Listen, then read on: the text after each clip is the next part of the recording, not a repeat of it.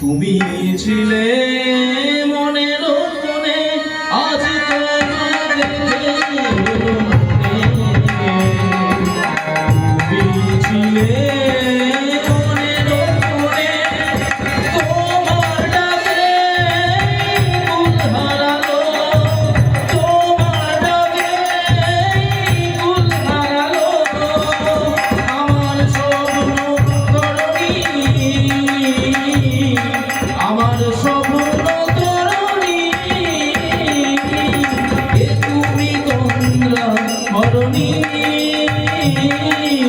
এ তুমি তোমরা মরণী।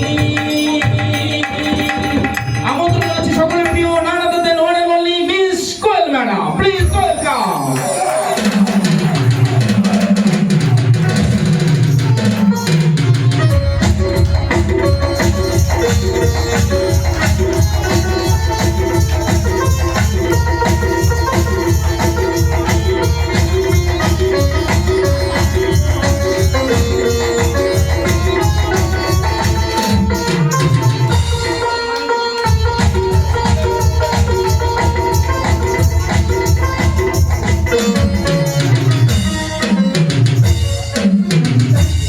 এখানে যারা উপস্থিত আছেন নমস্কার।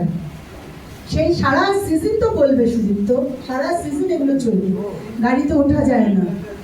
তো এখানে যারা উপস্থিত আছেন সবাই আমার প্রিয়জন, বিশেষ করে কনকদা, নন্দিদা, রাজু বলা যাবে না, ইয়াং ছেলে, বিপদদা, ভক্তিদা, তারপরে অরূপ এবং সবাই যারা আছে সবাই আমার খুব কাছে, খুব প্রিয়।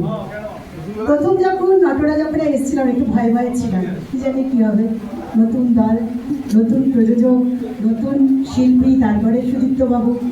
কিন্তু যখন আমি ঢুকেছিলাম সেই যে রিহার্সালে হাসি শুরু করেছি এবং 175 পালা শোয়ের শেষ দিন ওই হাসিটা নিয়েই আমি বেরিয়েছি। তো তার জন্য সম্পূর্ণ ক্রেডিট আমাদের প্রবাল, আমাদের সাথে ছিল প্রবাল, সুদীপ্ত এত সুন্দরভাবে টিমটাকে রেখেছে। তো আমি অনেক দলে শুনি যে আমরা শিল্পীরা ঠিক আছে নিজেদের মতো, ওদের মধ্যে ঝামেলা আছে তা, কিন্তু আমার দলে শুধুমাত্র দেখেছি এত বছর যাত্রা জীবনে দলের কারুর সাথে কোনো ঝামেলা নেই। এবং আমার খুব কাছের ছিল পাঞ্চালি, অন্তরা, ভীষণ ভালো কাটিয়েছি। অন্তরাকে এবছর খুব মিস করবো, খুব মিস করবো, কারণ খুব কাছের ছিল আমাদের।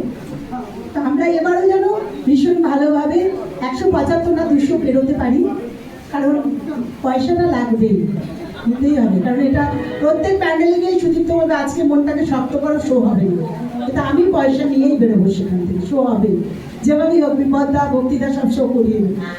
তো সবাই যেন এরকম হাসতে হাসতে বেরোতে পারি।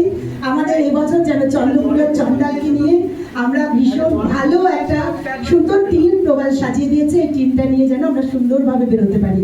আর নন্দিদার কথায়, কনকদার কথায় আমরা যেন হাসতে পারি, হেসেই বেরোতে পারি। সব থেকে বড় কথা বলবো, কনকদা গত পরশুদিন একটা কথা বলেছেন, আমি লাইভে দেখেছিলাম। সত্যি কথাটা শুনে আমাদের যাত্রা শিল্পীদের গর্ব হবে, গর্ব হওয়া উচিত। উনি বলেছিলেন একটা যাত্রা শিল্পীর কাছে এই মঞ্চটা, রসটানটাই তাদের কাছে ফুলশয্যার খাট, এই মঞ্চটাই তাদের কাছে মৃত্যুর খাট। এটাই যেন থাকে, এটা নিয়েই যেন আমরা যাত্রা শিল্পীরা যেতে পারি।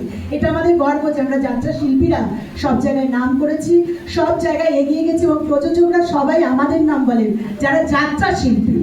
কোনো সিরিয়াল থেকে, টিভি থেকে বা সিনেমা থেকে এসে নয়, আমরা যাত্রা করেই খাই এবং যাত্রা করেই খেতে চাই এবং যাত্রা করেই আমাদের সংসার চলে, আমাদের ছেলে মেয়েরা বড় হয়, তাই যাত্রাটাই করতে চাই। কারণ তোমাকে ছেলে গাইতে পারবো, চলো দলে যেতে যেতে এসো, এসো। কি গানটা এত সুন্দর সুন্দর অনুষ্ঠান হয়েছে না, গান অনন্যা গেয়েছে, তারপরে সিদ্ধার্থ গেয়ে গেছে, আর কি গান গাইবো তারপরে